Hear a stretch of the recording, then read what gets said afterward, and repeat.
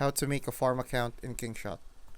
I'm going to tell you how players create a farm account in Kingshot, meaning a second backup kingdom to gather extra resources and event rewards.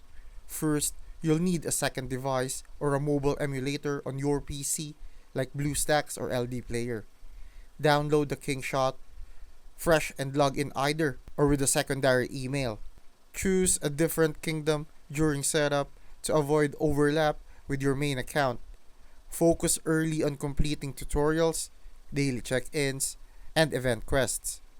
To farm free resources like gems, potions, and speed ups.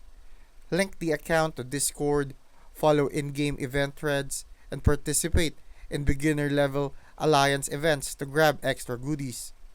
Then, switch back to your main account to use those resources or send help across accounts if possible. Just keep in mind, most games frown on multi-accounting.